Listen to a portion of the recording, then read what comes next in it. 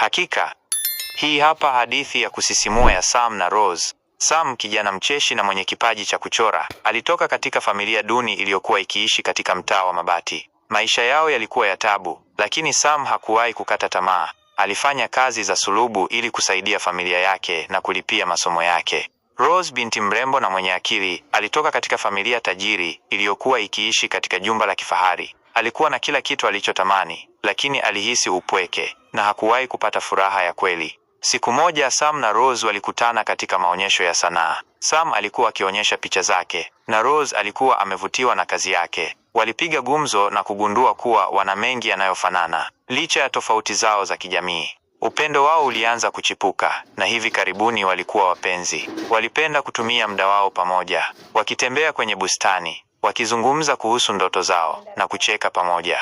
Lakini uhusiano wao haukuwa rahisi. Wazazi wa Rose walimpinga vikali, wakiamini kuwa Sam hakuwa mtu anayefaa kwa binti yao. Walimtaka aoe kijana tajiri kutoka familia yao. Sam na Rose wote kujaza maombi haya.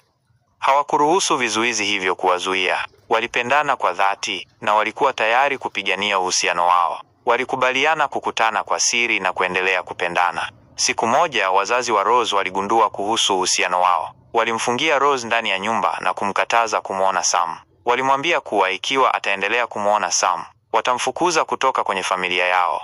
Rose alikuwa amevunjika moyo, lakini hakukubali kushindwa. Alitafuta njia ya kutoroka na kumwona Sam. Alijua kuwa hawezi kuishi bila yeye. Usiku mmoja, Rose alitoroka kupitia dirishani na kukutana na Sam. Walikimbia pamoja, wakiacha kila kitu nyuma. Walijua kuwa maisha yao yatakuwa magumu, lakini walikuwa tayari kukabiliana na changamoto zozote pamoja. Walihamia kwenye mji mdogo ambapo hawakujulikana. Sam alipata kazi ya kuchora picha za watalii na Rose alifanya kazi kama mtunza bustani. Walifanya kazi kwa bidii ili kujenga maisha yao pamoja. Licha ya ugumu, walikuwa na furaha. Walipendana zaidi kuliko hapo awali na walikuwa na matumaini ya siku zijazo. Walijua kuwa upendo wao ulikuwa na nguvu kuliko vikwazo vyovyote. Baada ya miaka kadhaa, Sam alipata umaarufu kama msanii. Picha zake zilianza kuuzwa kwa bei kubwa na walikuwa na uwezo wa kununua nyumba yao wenyewe. Rose alianzisha biashara yake ya bustani na pia ilifanikiwa. Siku moja wazazi wa Rose walikuja kuwatembelea.